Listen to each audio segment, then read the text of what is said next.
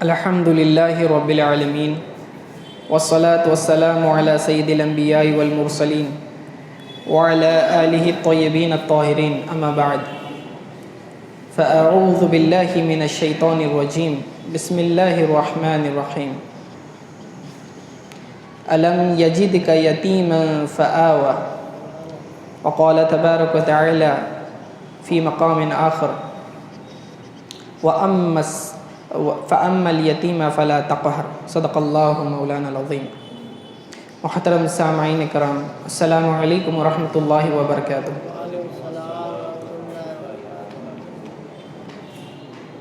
ابھی جس آیت کریمہ کی تلاوت کا میں نے شرف حاصل کیا وہ سورۃ الضحیٰ کی آیتیں ہیں، جس میں اللہ رب العزت رسول اللہ صلی اللہ علیہ وسلم سے مخاطب ہے اور ارشاد فرماتا ہے کہ اے حبیب مکرم صلی اللہ علیہ وسلم، کیا آپ کے رب نے اس نے آپ کو شان یتیمے میں نہ پایا؟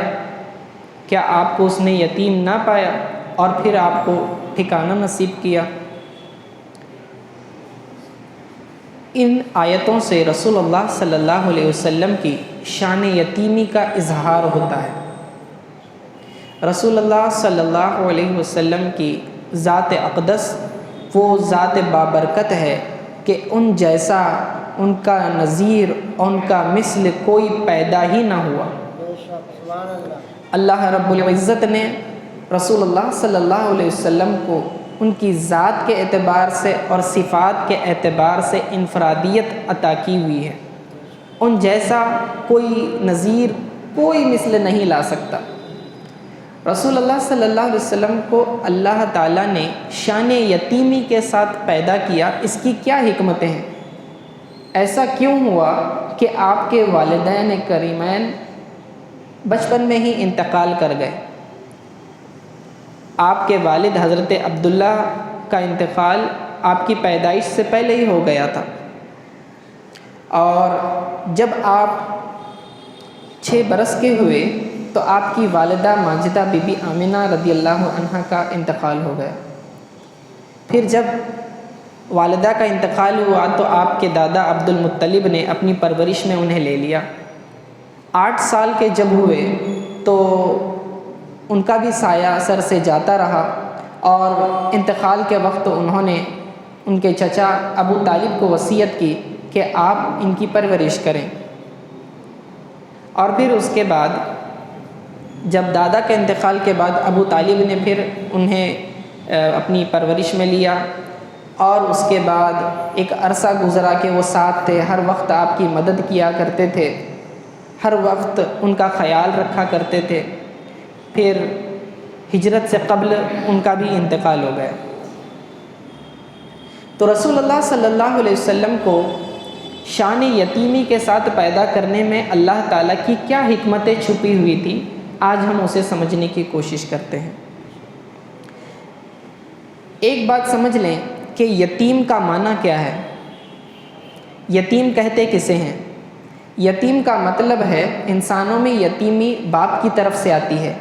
اگر کوئی نابالغ بچہ ہے اور اس کے والد کا انتقال ہو گیا، اگرچہ کہ ماں زندہ ہے، تو اسے یتیم کہتے ہیں۔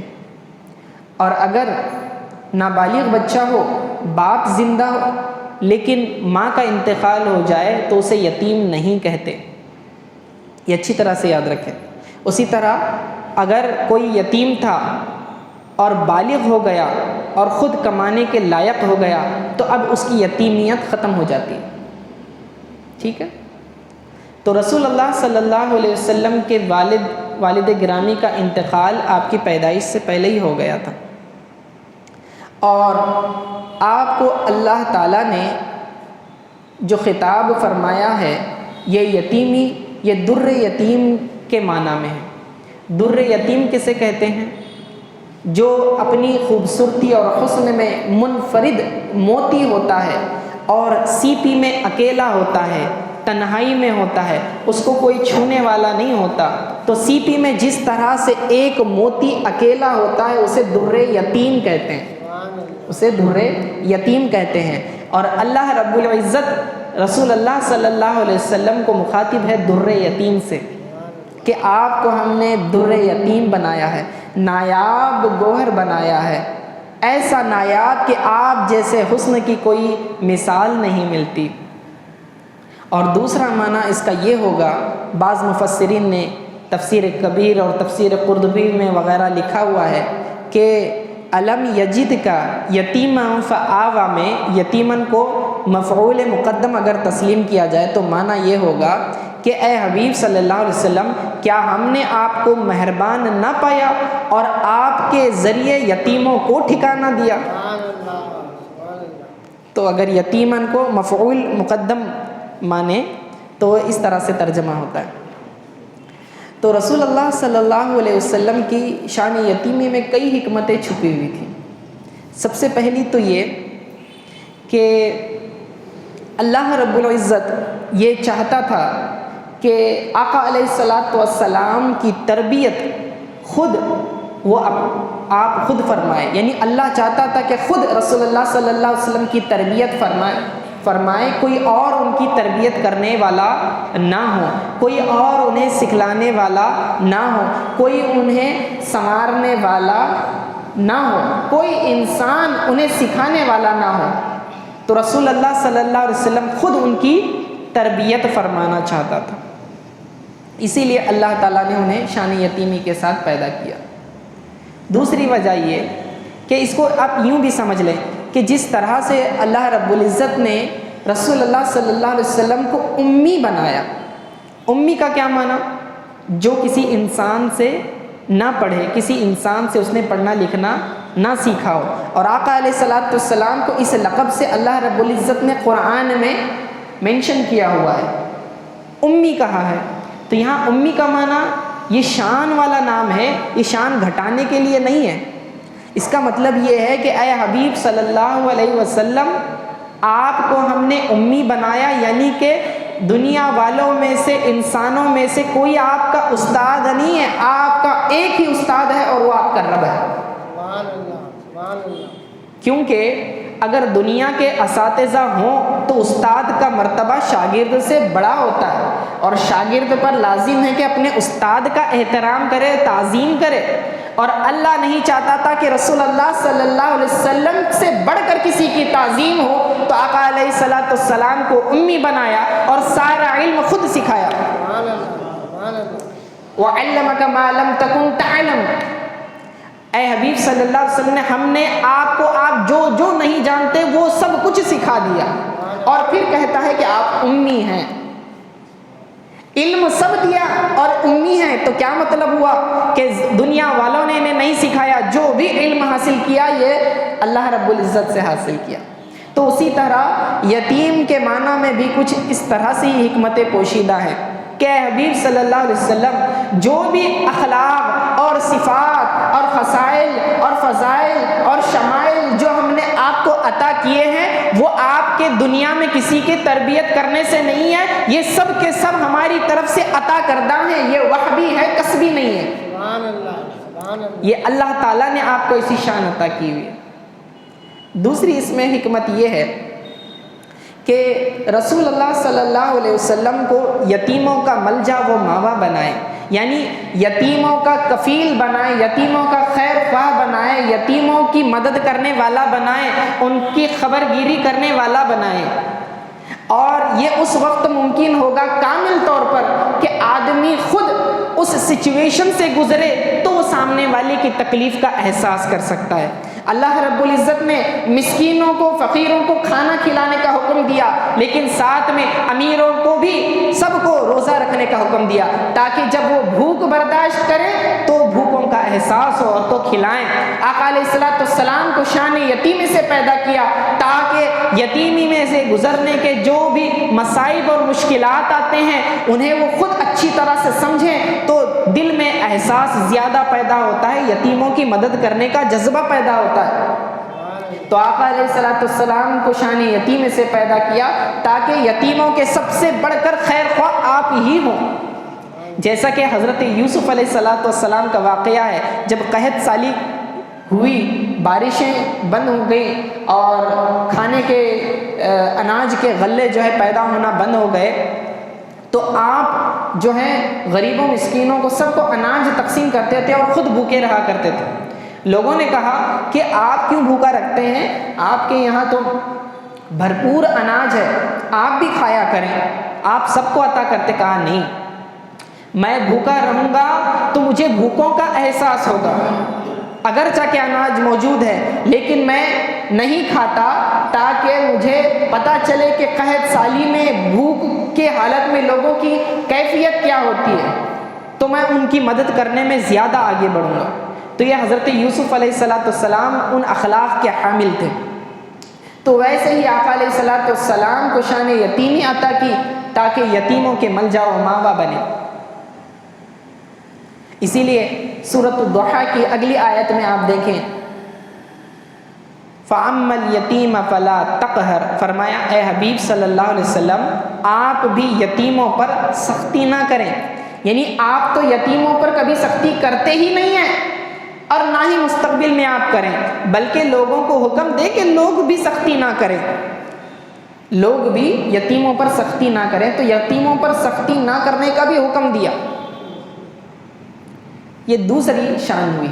تیسرا سبب یہ ہے کہ رسول اللہ صلی اللہ علیہ وسلم کا کامل اعتماد اللہ رب العزت پر ہی رہے، کیونکہ جب بچہ چھوٹا ہوتا ہے تو اس کا اعتماد، اس کا بھروسہ اپنے والدین پر ہوتا ہے کہ میری ضرورتوں کو میرے والدین پورا کریں گے، میرا باپ جو ہے ہر وقت میری پریشانی کو دور کرنے کے لیے کوشش کرتا رہے گا، میری ماں جو ہے میری گھر کی ضرورتوں کو پورا کرنے میں لگی رہتی ہے، تو والدین پر ڈیپینڈنٹ ہوتا ہے بچہ۔ اور اللہ چاہتا تھا کہ رسول اللہ صلی اللہ علیہ وسلم کا اعتماد کامل ہو اور فقط اپنے رب پر رہے، چاہے وہ دنیا کی کوئی بھی ضرورت ہو اس میں فقط وہ اللہ کو یاد کریں، اللہ ہی پر بھروسہ کریں۔ تو اسی لیے والدین کا انتقال بچپن میں ہی ہو گیا اور آپ کامل یقین رکھنے والے بنے۔ یہ تیسری حکمت تھی۔ چوتھی حکمت یہ تھی کہ آپ کے ذریعے یتیموں کو عزت ملے، کوئی یتیمی کو عیب نہ سمجھے، یہ نہ سمجھے کہ میں یتیم ہوں تو دھتکارا ہوا جاؤں گا۔ لوگ جو ہے حقیر سمجھتے ہیں، بعض لوگ یہ کہتے ہیں کہ جب والدین نہ ہوں تو ان کی تربیت صحیح سے نہیں ہو پاتی، ان کے اخلاق سکھائے نہیں جاتے، تربیت نہیں ہو پاتی، تو لوگ حقارت کی نظر سے دیکھتے ہیں۔ تو لوگ یتیموں کو حقیر نہ سمجھیں، اسی لیے شان یتیمی عطا کی تاکہ جب کبھی کوئی یتیم یاد آئے تو آقا علیہ السلام کی ذات اقدس بھی یاد آئے، ان کی وجہ سے جو ہے وہ یتیموں کی تعظیم کرے۔ چوتھی حکمت یہ کہ یتیم خود بھی اپنے آپ میں غمزدہ اور رنجیدہ نہ ہو، دکھ اپنے دلوں میں بھر کر نہ بیٹھے، کم از کم اسے ایک نسبت تو رسول اللہ صلی اللہ علیہ وسلم سے حاصل ہو جاتی ہے، وہ کہے کہ میں بھی یتیم ہوں، میرے آقا نے بھی شان یتیمی کو اختیار کیا تھا، تو کم از کم اس بات سے اس کے دل کو تسلی حاصل ہو۔ تو اللہ رب العزت نے کئی حکمتوں کے تحت آقا علیہ السلام کو شان یتیمی عطا کی۔ اسی طرح والدین بچپن میں انتقال کر گئے، اور ممکن تھا، اور یہ بعید از قیاس نہیں ہے، پاسبلٹی تھی اس بات کی کہ اگر والدین زندہ ہوتے تو کوئی کہنے والا یہ کہہ لیتا کہ آپ کے جو اخلاق اتنے بہترین ہیں، اتنے اعلیٰ صفات کے آپ مالک ہیں، تو یہ جو ہے ان کے والدین کے سکھانے کی وجہ سے ہوا ہے۔ کوئی ان کا کریڈٹ جو ہے والدین کی طرف نہ منسوب کر دے، تو آپ علیہ السلام پر کسی کا کوئی احسان نہیں ہے۔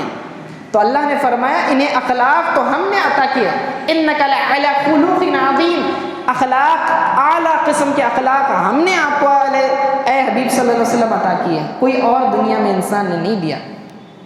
اور چھٹی حکمت یہ کہ اگر والدین زندہ ہوتے تو ان کی خدمت بھی لازم آتی، والدین کی تعظیم و تکریم میں بھی پھر وقت صرف ہوتا۔ اللہ رب العزت چاہتا تھا کہ آپ اپنی ساری توجہ قوم کی رہنمائی میں، لوگوں کے جو ہے سدھارنے میں لگا دیں، اور آپ کی ذمہ داریاں یہاں سے کم کر دیں، تو آپ کے والدین کو بچپن میں ہی انتقال کر گئے۔ اور ساتویں حکمت یہ، اور یہ ممکن بھی تھا کہ اگر والدین زندہ ہوتے تو ہو سکتا کہ دوسری اولاد بھی ہوتی، آقا علیہ السلام اکلوتے ہیں کیونکہ والد پہلے انتقال کر گئے. اگر کوئی دوسرا بھائی پیدا ہو جاتا تو آپ کے صفات میں جو ہے شرکت لازم آتی کہ دیکھیں ان کے جیسے اخلاق ہیں ان کے بھائی کے ہیں, جیسا بھائی ہے ویسے ہی جو یہ ہے, تو کوئی ان کو کمپیئر بھی نہ کر سکے کہ ان کے مماثل کوئی بھائی بھی نہ ہو. تو اللہ رب العزت نے اکلوتا پیدا کیا. یہ در یتیم ہے, انفرادیت اللہ رب العزت نے آقا علیہ السلام کو عطا کی ہے. بڑی شانیں ہیں آقا علیہ السلام کی. تو یتیموں کی خیر خواہی کرنے, یتیموں کی خبر گیری کرنے کی آقا علیہ السلام نے امت کو خوب تلقین فرمائی ہے. ایک مرتبہ معائشہ صدیقہ رضی اللہ تعالی عنہ گھر میں موجود تھیں اور ایک عورت دروازے پر مانگنے کے لیے آئی. اس کے ساتھ 2 چھوٹی بچیاں تھیں اور اس نے سوال کیا, کہنے لگی کہ ہم فاقے سے ہیں, ہم بھوکے ہیں, ہمیں کچھ عطا کیجیے. معائشہ رضی اللہ عنہ کے پاس اس وقت 3 کھجوریں تھیں. آپ نے وہ اٹھا کر اس عورت کو, اس سائل کو دے دیا. اس عورت نے ایک کھجور اپنی ایک بیٹی کو اور دوسری بیٹی کو دی اور تیسرا کھجور خود کھانے لگی. تو دونوں بچیاں چونکہ بہت زیادہ بھوکی تھیں, ابھی انہیں پورا کھایا یا نہ کھایا تھا اپنا کھجور, انہوں نے دوسرا بھی جو ماں کھجور کھا رہی تھی وہ بھی حاصل کرنے کی کوشش کی.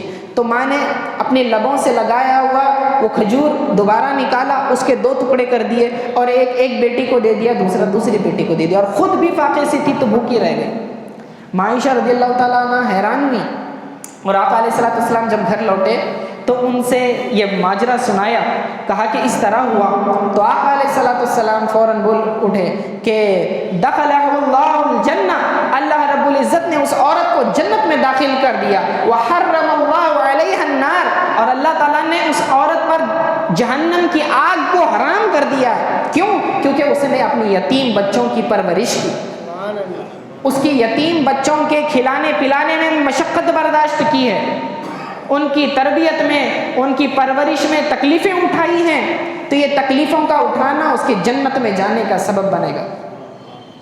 ابن ماجہ کی حدیث ہے اور سنن ابو داؤد میں ہے, مسند احمد میں ہے, امام ترمذی نے بھی نقل کیا, امام بخاری نے بھی نقل کیا اس کو کہ آقا علیہ السلام, راوی حضرت سہل بن سعد رضی اللہ تعالی عنہ ہیں, وہ فرماتے ہیں کہ رسول اللہ صلی اللہ علیہ وسلم نے ارشاد فرمایا, انا وکافل الیتیم کہاتین فی الجنہ, انا میں اور یتیم کی کفالت کرنے والا دونوں اس طرح ہوں گے جنت میں. وَأَشَارَ بِالسَّبَّابَةِ وَالْوُسْطَى, اور آقا علیہ السلام نے اپنی سبابہ یعنی جو شہادت کی انگلی ہے وہ, اور وسطیٰ کہتے ہیں درمیانی انگلی کو, تو سبابہ اور درمیانی انگلی کے ذریعے یوں اشارہ کیا.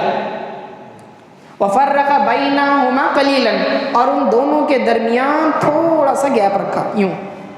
تو اس طرح سے آقا علیہ السلام نے اشارہ کر کے فرمایا کہ میں اور یتیم کی کفالت کرنے والا دونوں جنت میں اس طرح ہوں گے. اندازہ لگائیں کہ یتیم کی کفالت کرنے کا مطلب ہے اس کی دنیاوی ضروریات کو پورا کرنا, اس کو کھلانا پلانا, اچھا کپڑے پہنانا, اس کو مکان دینا, اس کی تربیت کرنا, اس کو ایجوکیشن دینا, حتیٰ کہ اس کا نکاح کر دینا, یہاں تک کہ وہ بالغ ہو جائے اور کمانے لگے. یا تو لڑکی ہو تو نکاح کر دے, لڑکا ہو تو کمانے کے لائق بنا دے. تو بس اس نے اپنی ذمہ داری کو مکمل کر لیا. اور اس کا صلہ یہ کہ آقا علیہ السلام کا جنت میں اسے پڑوس نصیب ہوگا. دیکھیں جس طرح یہ 2 انگلیاں آپس میں اتنی قریب ہیں, گویا کہ یتیم کی کفالت کرنے والے کا مرتبہ جنت میں آقا علیہ السلام سے اتنا قریب ہوگا. یا پھر ایک معنی یہ بھی ہے اس کا کہ یتیم کی کفالت کرنا یہ نبوی خصائل میں سے ہے, انبیاء کے اخلاق میں سے ہے. تو جو یتیموں کی دیکھ بھال کرتا ہے گویا کہ وہ نبیوں کے اخلاق کو اس نے اپنایا ہوا ہے, تو نبی کے اخلاق اور اس کے اخلاق یوں قریب ہو جاتے ہیں. تو بڑا ثواب ہے یتیم کی پرورش کرنے, کفالت کرنے, اس کے سر پر ہاتھ پھیرنے, اس پر شفقت کرنے, حتیٰ کہ انہیں جھڑکنے, ان پر سختی کرنے سے اللہ رب العزت نے قرآن میں منع فرمایا ہے.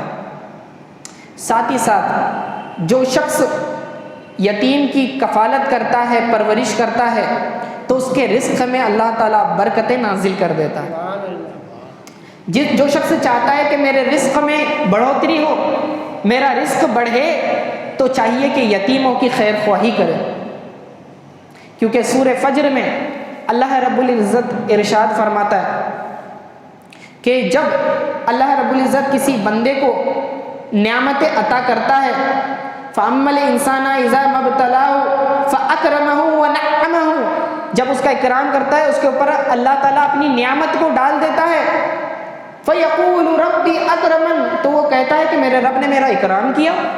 اور جب وَأَمَّا الْإِنسَانَ إِذَا مَا ابْتَلَاهُ، اور جب اللہ تعالیٰ اسے کسی آزمائش و مصیبت میں مبتلا کر دیتا ہے، فَقَدَرَ عَلَيْهِ رِزْقَهُ، اور اس کے رزق کو تھوڑا سا تنگ کر دیتا ہے، فَيَقُولُ رَبِّي أَهَانَنِ، تو کہہ اٹھتا ہے کہ میرے رب نے میری توہین کر دی، میری اہانت کر دی۔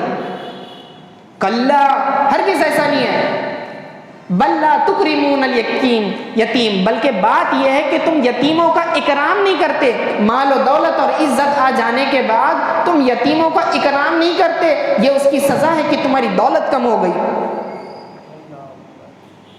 تو قرآن کی اس آیت سے پتہ چلا کہ جو شخص یتیموں کو ٹھکراتا ہے تو اس کا جو ہے مال و دولت کم ہو جاتی ہے، اور جو یتیموں کو پالتا ہے اس کے مال و دولت میں اللہ تعالیٰ برکتیں عطا فرماتا ہے۔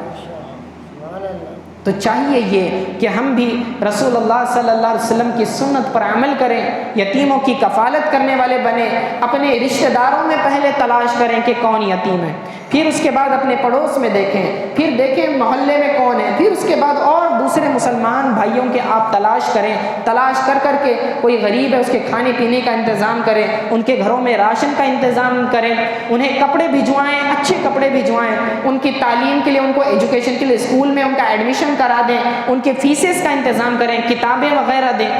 تو اس طرح سے آپ جو ہے اس کار عظیم کا ثواب حاصل کرنے والے بن جائیں گے۔ اللہ تعالیٰ سے دعا ہے کہ اللہ تعالیٰ ہمیں اس طرح کے نیک اعمال کرنے کی توفیق عطا فرمائے۔ وصلی اللہ تعالیٰ علی خیر خلقہ محمد و آلہ و صحبہ اجمعین برحمتک یا ارحم الراحمین۔